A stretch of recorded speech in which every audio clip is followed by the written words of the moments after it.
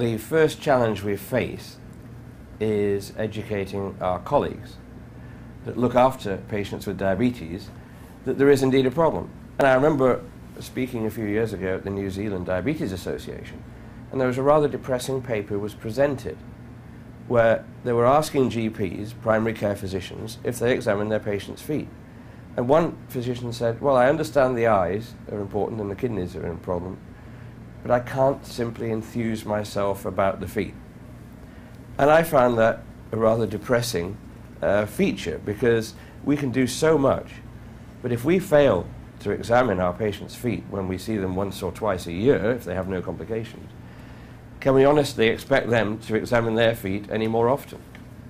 So I think the first challenge we have is an educational one, and that is getting over the message to the patient, but more importantly to their physician, that the comprehensive diabetic foot exam applies to all people with diabetes, however short the duration, and of course that diagnosis of type 2 diabetes should be done just as importantly as any other time.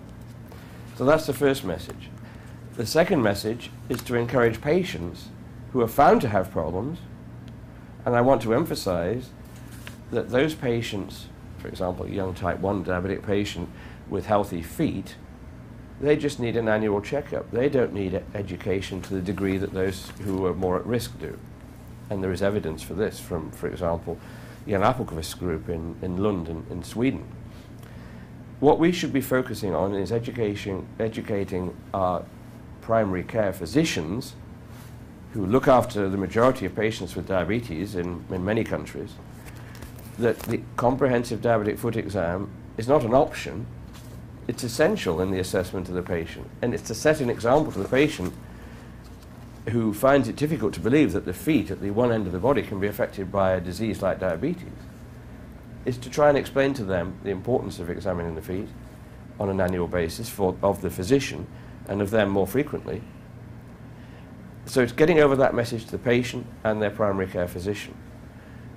Now, what the focus should be is, having found someone who does have risk factors, for example, loss of protective sensation or vascular disease, that they need more. First of all, they need appropriate referral.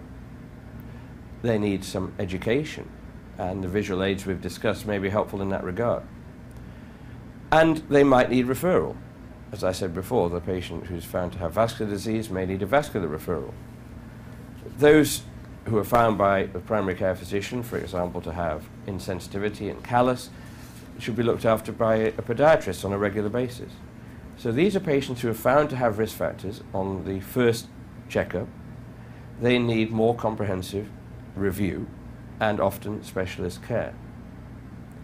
Those who have a much greater risk, peripheral vascular disease and possibly neuropathy as well, need referral, as I said, probably to a vascular surgeon, whereas those at greatest risk of all, and that is the patient with a past history of ulcer or an active foot ulcer at the time, need expert care and very frequent follow-up. But all groups with risk factors require education, and in this group we need to learn how better to educate so that the patient leaves the office understanding what the problem is. And as I said before, patients told they have neuropathy have no real comprehension unless we explain it to them in lay terms what neuropathy is. And it might be that some of the tools we have are simple tools to assess, such as showing them a pressure mat that dark equals dangerous, may be helpful in this educational exercise.